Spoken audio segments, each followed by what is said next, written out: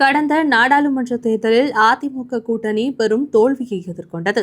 ஒரு இடத்தில் கூட வெற்றி பெறவில்லை என்பதோடு வாக்கு சதவீதமும் வெகுவாக குறைந்திருந்தது.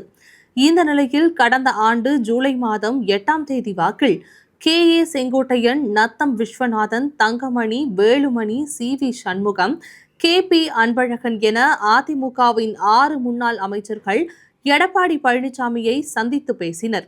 அந்த சந்திப்பின் போது பிரிந்து சென்றவர்களை கட்சியில் மீண்டும் சேர்க்க வேண்டும் என இந்த 6 பேரும் வலியுறுத்தியதாகவும் அதனை எடப்பாடி பழனிசாமி ஏற்கவில்லை என்றும் செய்திகள் வெளியாகின. இதற்கு பிறகு கோபிச்செட்டிப்பாளையம் தொகுதியில் நடந்த பொதுக்கூட்டம் உள்ளிட்ட பல நிகழ்ச்சிகளில் எடப்பாடி பழனிசாமியின் பெயரை குறிப்பிடாமல் கட்சியின் பொதுச் செயலாளர் என்று மட்டுமே செங்கோட்டையன் கூறி வந்தார். இந்நிலையில் ஈரோடு மாவட்டம் கோபிச்செட்டிப்பாளையத்தில் செய்தியாளர்களை சந்தித்து அவர் கூறிய கருத்துக்கள் அதிமுகவில் சூறாவளியையே ஏற்படுத்தியது. அதிமுகவில் இருந்து பிரிந்து சென்றவர்களை மீண்டும் சேர்க்க பொதுச் செயலாளர் எடப்பாடி பழனிசாமிக்கு 10 நாள் காலக்கெடுவை அக்கட்சியின் மூத்த தலைவர் செங்கோட்டையன் விதித்துள்ளார். MGR, ஜெயலலிதா ஆகிய தலைவர்கள் மக்கள் செல்வாக்குடன் ஆளுமை மிக்க தலைவர்களாக இருந்த போதிலும் தங்களுடன் முரண்பட்டவர்களை அரவணைத்து கட்சி நலனுக்காக செயல்பட்டதாக அவர் கூறியுள்ளார். ஆனால் பிரிந்து சென்றவர்களை மீண்டும் சேர்க்குமாறு தான் உள்பட 6 மூத்த தலைவர்கள் நேரில் வலியுறுத்திய போதிலும் கட்சியின் பொதுச் செயலாளர்கள் அதனை ஏற்கும் மனநிலையில் இல்லை என்றும் செங்கோட்டையன் தெரிவித்துள்ளார். மனம் திறந்து பேசப்போவதாக சில நாள் முன்னதாகவே அவர் அறிவித்திருந்ததால் அவரது பேட்டி பெரும் பேசுபொருளானது. அதிமுகவில் பிரிந்து சென்றவர்களை இணைக்க 10 நாள் கெடு விதித்த மறுநாளே செங்கோட்டையன் கட்சி பொறுப்புகளில் இருந்து நீக்கப்பட்டார். அதிமுகவில் அவர் வகித்து வந்த அமைப்பு செயலாளர் மற்றும் ஈரோடு புறநகர் மேற்கு மாவட்ட செயலாளர் ஆகிய பொறுப்புகளில் இருந்து விடுவிக்கப்பட்டதாக அதிமுக பொதுச் செயலாளர் எடப்பாடி பழனிசாமி அறிவித்திருந்தார். அதிமுகவில் செங்கோட்டையனை தொடர்ந்து அவரது ஆதரவாளர்களின் பதவியும் பறிக்கப்பட்டது.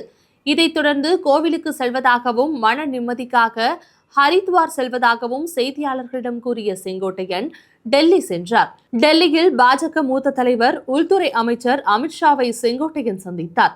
தொடர்ந்து தமிழ்நாடு திரும்பிய அவர் கோவை விமான நிலையத்தில் செய்தியாளர்களை சந்தித்தார். அப்போது ஹரித்வார் செல்வதாக கூறினேன். அமித்ஷாவை சந்திக்க அனுமதி கிடைத்தது. டெல்லியில் அமித்ஷாவை சந்தித்து பேசினேன்.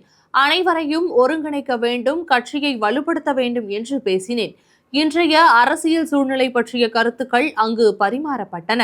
அதிமுக இயக்கம் வலுப்பெற வேண்டும் என கருத்துக்களை முன்வைத்தேன்.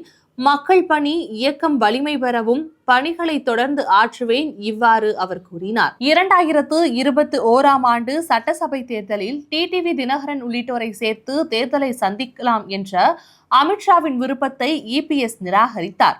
அவரது இந்த முடிவுதான் தமிழகத்தில் திமுக ஆட்சி அமைய காரணமாக அமைந்தது என பாஜகவின் டெல்லி தலைமை அவர் மீது கோபம் கொண்டதாக அறியப்படுகிறது.